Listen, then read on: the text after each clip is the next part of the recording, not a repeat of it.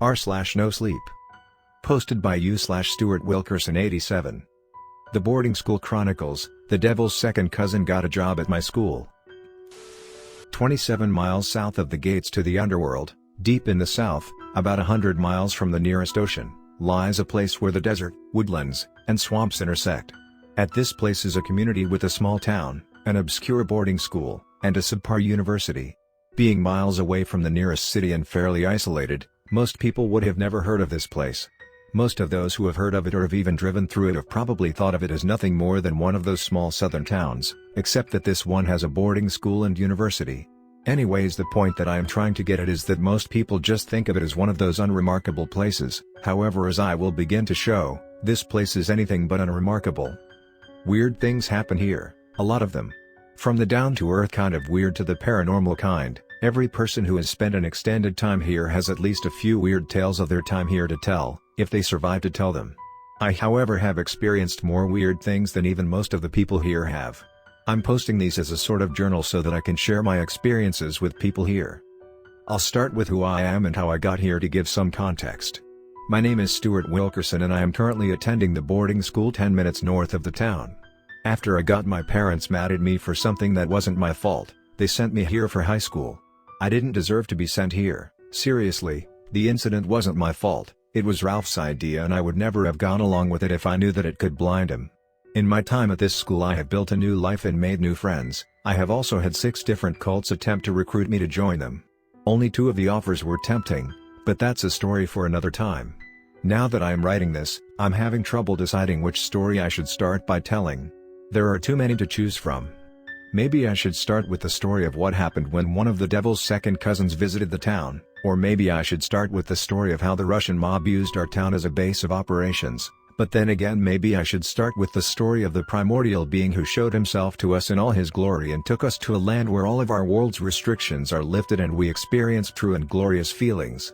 Sorry, I zoned out while writing that last one. I think I'll start by saying a little bit about the school. Currently, as I am writing this, the school is run by Principal Jenkins. I think we are currently on the 47th Principal Jenkins. When I first got to the school, Asher, one of the first friends I made there, told me that he had heard from the seniors that we were on the 12th Principal Jenkins. You are probably confused by what I mean by these numbers. The explanation, however, only makes things more confusing. You see, Principal Jenkins has a tendency to die. Sometimes he dies in normal ways, like the time when he was stabbed in the heart by a dead assassin from Transylvania. Okay, maybe normal wasn't the best word there, but what I mean is that something like that would kill anyone. Sometimes, however, he dies in weirder ways, like when the 19th Principal Jenkins spilled his coffee on himself and that somehow burned him to death. Although the deaths are weird, what happens after is weirder. Whoever is vice principal at the time makes a call somewhere, then erases the call from the phone records immediately after, and takes over our operations for the time being. Within a few hours to a few days, a limousine will drive into town and a bunch of men in suits and sunglasses will get out of it. We have nicknamed these men the Board. These men will take the body and then drive off. A few hours later a car will arrive and Principal Jenkins will step out of it with the memories of his formers being only partially intact and him being seemingly unaware of his death. After this happens, everyone acts like his death never happened. Usually, immediately after Jenkins is replaced, whoever is vice principal quits. The position has a very high turnover rate.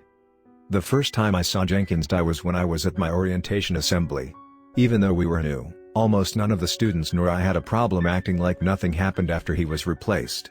There was one exception to that though. This short kid named Timmy kept insisting that something weird had happened for weeks on end. No matter what anyone said, Timmy wouldn't stop talking about how something had happened. He even eventually started claiming there was some sort of elaborate cover-up. It's a shame he didn't shut up. That's all he would have had to do to prevent what happened to him. One day he was taken to the school counselor's office for a psychiatric evaluation due to his recent hallucinations and delusions, as the school called them. There they determined that he needed to be committed to a psychiatric facility. That night a car came to pick him up and take him to one. He has been gone ever since. No one moves to this town. Well, actually that's not true. No one good moves to this town.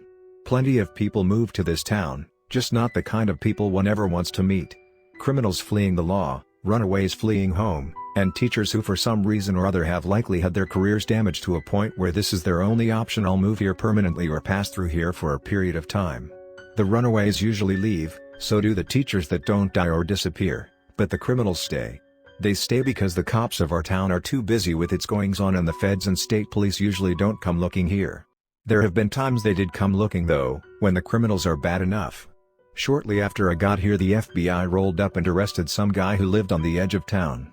Apparently he was involved in multiple assassinations of high-ranking government officials. I don't mind the criminals, for the most part, most of them have retired from crime and just want to live. They all live in the same part of town, the southeast corner near the swamp, and they hardly leave that area. They'll become important later, when the mob comes to town, but I just mentioned them to highlight one of the less paranormal things in this community. Now to the actual story. One day in October of my freshman year I was walking to math class with my friends Lena and Wolfgang. Lena is a girl of relatively medium height with ivory skin, dark brown hair and brown eyes. Wolfgang is also of medium height, has fairly pale skin, and has very light blonde hair.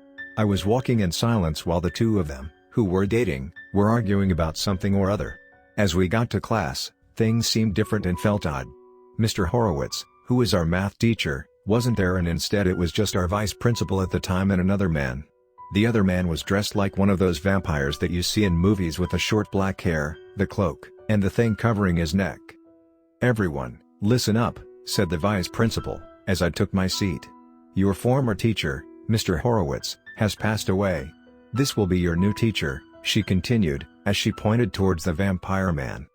The man then stood up from his chair and said, "I am Mr. Euronymous, but you can call me Jeff. I am so sorry for your loss, but I assure you I will be just as good a science teacher as Horowitz ever was."